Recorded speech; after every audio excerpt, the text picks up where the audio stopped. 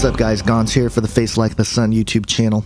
I wanted to bring to your attention an article that was published by USA Today last week on May 20th, 2015, and this story went around, and it has been shared quite a bit by certain social media platforms, but for some reason, I'm just not hearing too much about it. The article is titled, 5 Banks Guilty of Rate Rigging Pay More Than $5 Billion, and the basic story is Swiss banking giant UBS agreed Wednesday to pay $545 million to settle a probe by U.S. authorities into its role in manipulating interest and currency rates. In a statement, the bank said it agreed to plead guilty to one count of wired fraud. And the article goes on to say the people involved were Citicorp, JP Morgan Chase, London-based Barclays, and Royal Bank of Scotland. And they acknowledged that their traders rigged foreign exchange prices of US dollars and euros from December 2007 to January 2013. The U.S. Attorney General Loretta Lynch said that this is a brazen display of collusion. And it goes on to tell us that the people that were involved called themselves the cartel, which is fitting, and they used exclusive electronic chat rooms and coded language to manipulate benchmark exchange rates of the two currencies in ways that benefited their own trading position. So this is pretty bad. This is tampering with the economic system, right? I mean, obviously, this is illegal, and someone should go to jail for this, right? These companies like Citicorp, JP Morgan, Barclays, they should be put under very high levels of scrutiny, should they not? So what's their punishment? As a result, UBS agreed to plead guilty to one count of wire fraud, pay a $203 million fine, and accept a 3-year term of probation for Libra rate manipulation by its traders. UBS also agreed to pay $342 million to the Federal Reserve and make remedial changes to its foreign exchange business practices.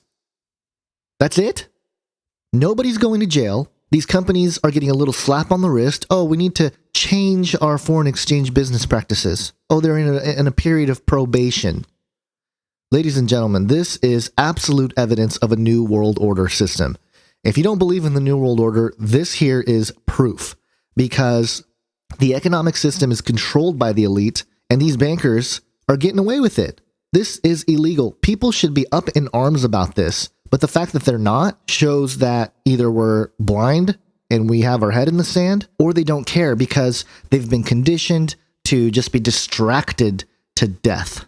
Now, here's what I think is going on with a story like this. I think the economic system needs to be torn down in order to build it back up with a system that is more akin to, let's say, the mark of the beast. Okay, and of course, we've talked about this several times on this channel, but when you get to Revelation 13, the second half, it causes all, both small and great, both rich and poor, both free and slave, to be marked on the right hand or the forehead so that no one can buy or sell unless he has the mark. Now think about that, both small and great, rich and poor, free and slave. That means everybody. This is kind of a socialistic system here, the whole mark of the beast system. And if you don't have the mark, you can't buy or sell. The only way they're going to implement a global financial system, complete with, whatever it may look like, microchip, DNA manipulation, we've talked about all those possibilities. The only way that happens is if the current economic structures get torn down somehow. And of course, we've heard all the rumors about an economic collapse at the end of September this year. All that's possible. But I think you have to take a look at this from a wider perspective and look at it, not just the fall of the American economy or the dollar. Of course, that's a huge deal. It's a big step in creating that global economic order. But there has to be certain aspects from within. You have to tear down from within to rebuild it to the system that they want to have. So that's what I think is going on. And this is in conjunction with another story that I didn't really hear a lot of people talk about. George Soros may face a monster tax bill. And I'm not going to go through the whole thing, but basically he had some loopholes, and now he owes about $7 billion in taxes. $7 billion in taxes because he was manipulating the system in order to make money. And so, this kind of stuff goes on with the ultra elite, the rich, the, whatever. And it's because they can get away with it. And the people that have created the laws are the ones getting away with it because they know how the laws work and they find loopholes within it. And it's just disgusting. I don't understand why people aren't more up in arms about it. The other thing that I want to point out is that as we see this sort of thing happen, I think we're going to start seeing the merging or consolidation of various aspects of society. Now, the earlier part of Revelation 13 talks about the beast, the first beast, okay?